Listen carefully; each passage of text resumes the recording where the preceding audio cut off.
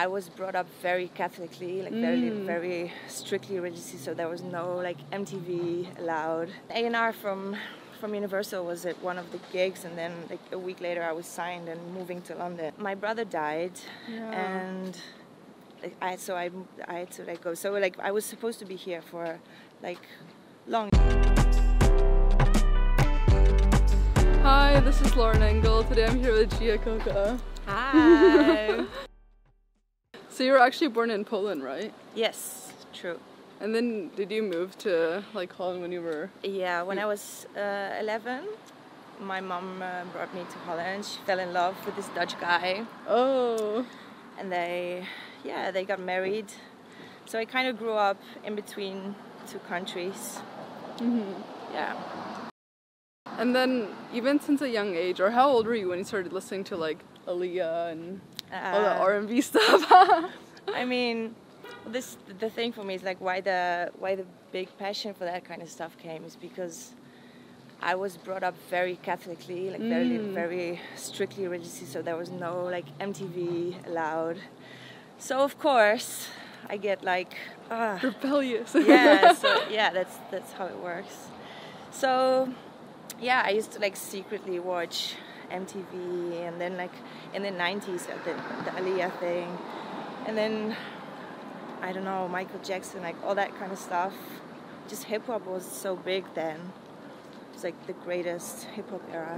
Even your friends were listening to it, or like how did you get your hands on it? Like online? Oh no, just like on CD? TV, like when everyone went to sleep, I secretly went like to I love that. So cheeky. yeah. And then internet came, so there was like no.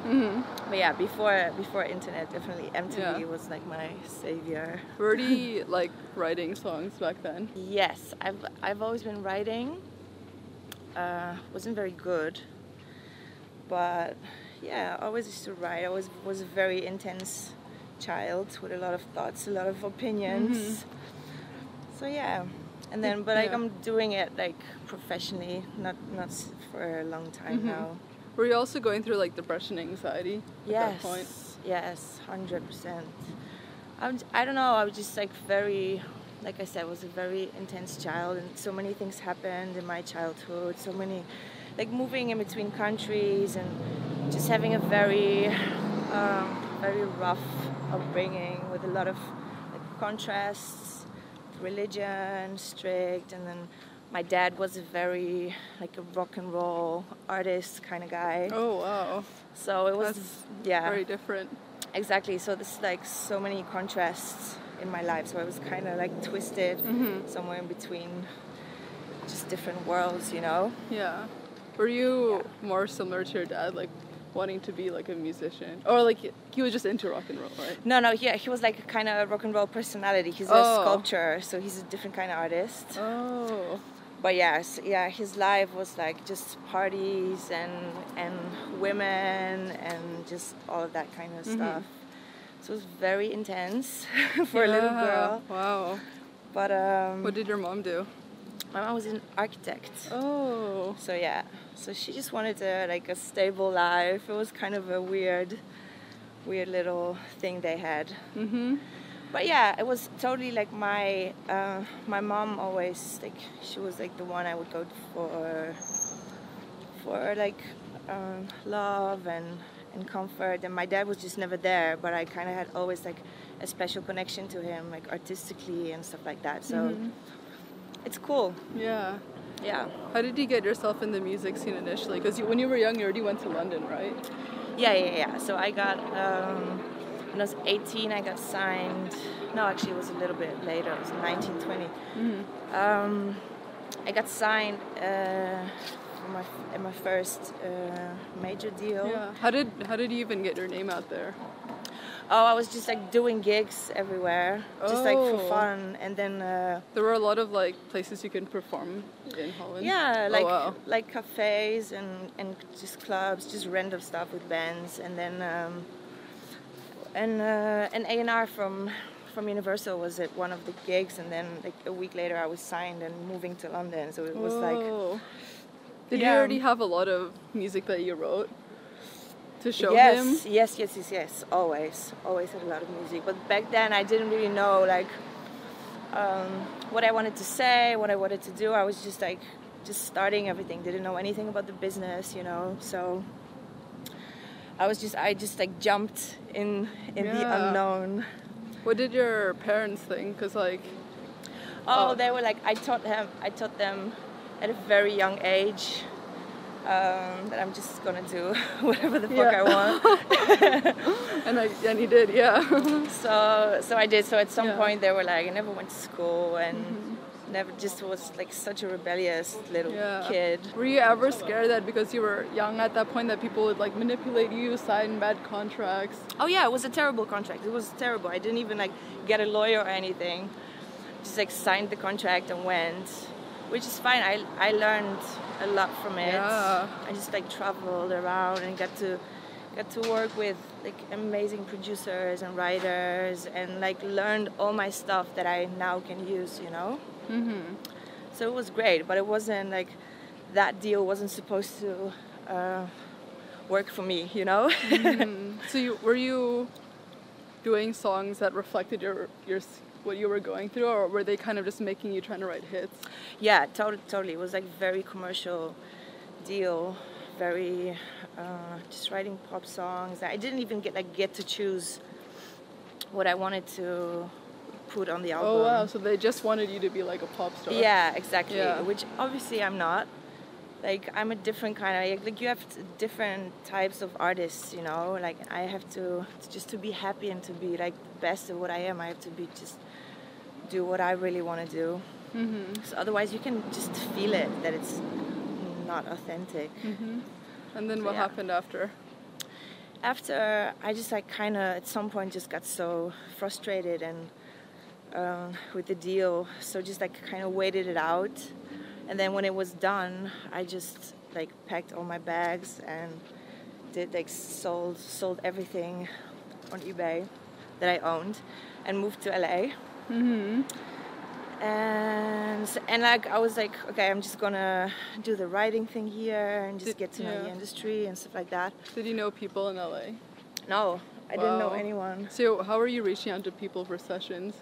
I was staying like my boyfriend at the time had friends here, so we were like, he went with me, and we kind of, I don't know, we just like said like grabbed every opportunity that we had and like every little studio that we could find.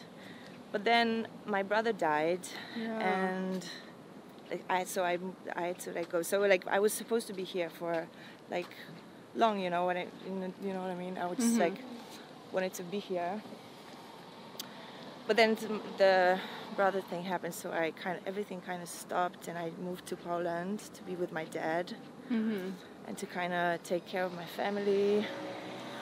And so the music thing kind of stopped for a couple of years for me, and I just like focused on family stuff and getting my dad back together, like back in one piece, I mean. And so then when everything kind of settled down, I just moved to back to Amsterdam, and that's kind of where everything's like for real started for me. I just started like dropping music on SoundCloud. How were you finding these new producers? Were they from before? Well, that's the thing. No one wanted, because I was kind of like a dropped person, like kind of a failure. So I didn't know anyone anymore, and no one wanted to work with me. So I kind of taught myself how to produce. Yeah, impressive.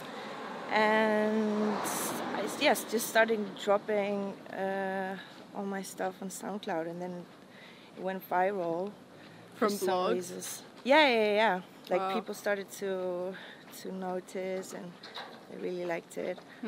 And then I got signed by Sony ATV Publishing by Michelle, who's been like my angel of the project. She was like the first one that really believed in all this stuff. And oh wow! For this deal, what did you learn from the other deal that you made sure for this one? Like you didn't want to be like manipulated again. Right. Well, this one was different because I kind of already I started dropping stuff that I really wanted to do, and I kind of had time. And when I was back in Poland, I just had time to think about what I want to do and what my sound would be, what I had to tell. Obviously I had been through this crazy journey of life in between the years, with all the drama that happened with my family and everything that I learned from it, and kind of that gave me a little bit of a purpose, made me appreciate life very much, and kind of made me think wow, I can be someone who just inspires people to live in the moment and be crazy, and life is just so short, So all that stuff, I just felt ready because of all that baggage, that whole story. And so yeah, it was totally different, and they signed me because they really liked what I already wanted to do, And then so I started writing for a lot of people, and just did endless sessions, and finally understood kind of the business side of things. Then the Not Going Home thing happened. I did a big feature who was platinum all over the world. Yeah. And how did you meet Yellow Claw? oh no, it was with Dubs. Oh, okay. Yeah. I do work with Yellow Claw, but this one was with Dubs. I just wrote the song Home and then gave it to Michelle, and she kind of set it up for me with Dubs. Dubs really liked the song, and See Me Counting Stacks as well. So they all produced it together, and yeah, it just went mental, went crazy, and it opened, and it opened so many doors for my own thing, which I was developing in meanwhile. And how did you meet Yellow Claw? They're kind of Yellow Claw is really good in spotting new things happening in Holland. They always have they're always on the lookout of who are the new cool writers and artists and producers in Holland. They kind of know all the underground scene. So how did I met them actually? I don't know. I think it was through Serrano. I dropped this song with Serrano, Give It All Up. And at the time, they were working together. And then they heard the song and just invited me for a session. And then we started to work together. How do you think the music you have made has changed since when you first started? How my music changed since I first started? Wow. I think my music, because I'm a writer, my music always keeps changing, and I get I'm exposed to so many different producers every single day because I travel a lot and do so many sessions, and so all this stuff influences you so much, so it always keeps progressing. But I think I've gotten just more in touch with what I really wanted to do. Back when I was signed to Universal, what I told you, I really wanted to do hip hop and R&B stuff. That was my main passion always. And they were just back then, they were you're a white girl from Poland. There's no way you can compete with with Alicia Keys and all those girls back then. So that's been my main thing right now, that there are no rules anymore. And Spotify and all that new internet world changed just the industry so much. So there are no rules anymore, which is really good news for people like me.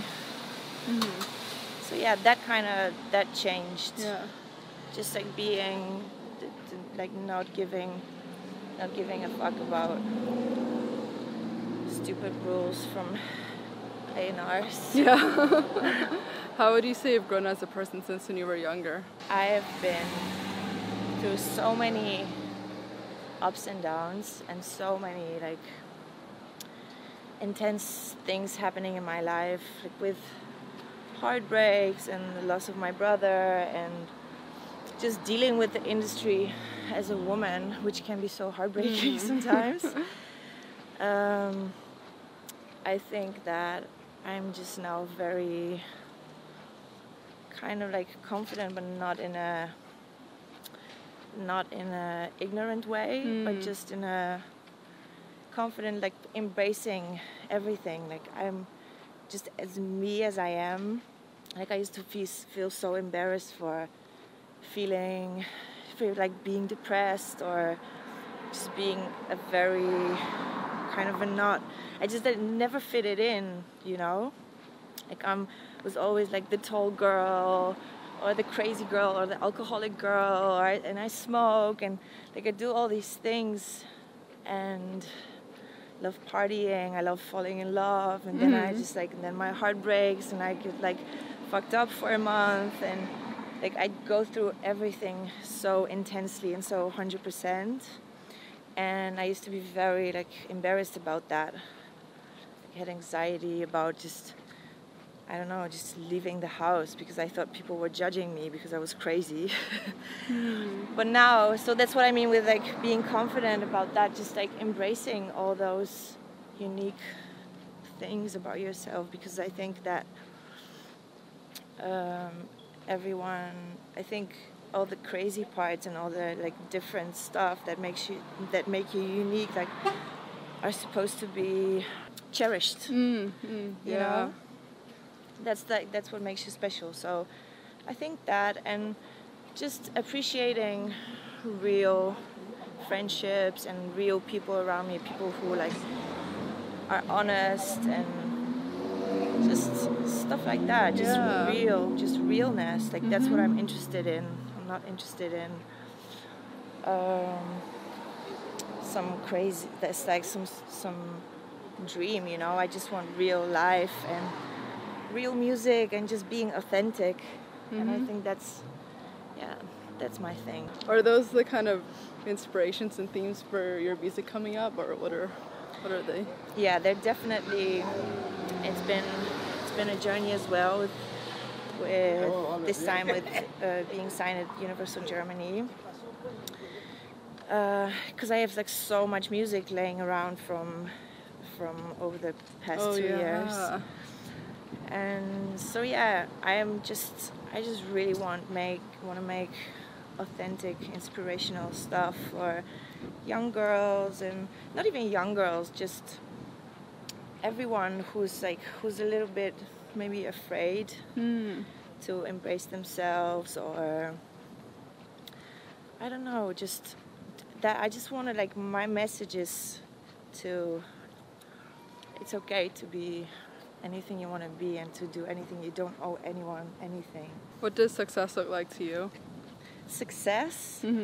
I mean, to me, like, coming from where I come from Poland, and from a very religious background, just traveling the world and to make music and hang out with like amazing people like yourself, so sweet, is already like feels like a dream.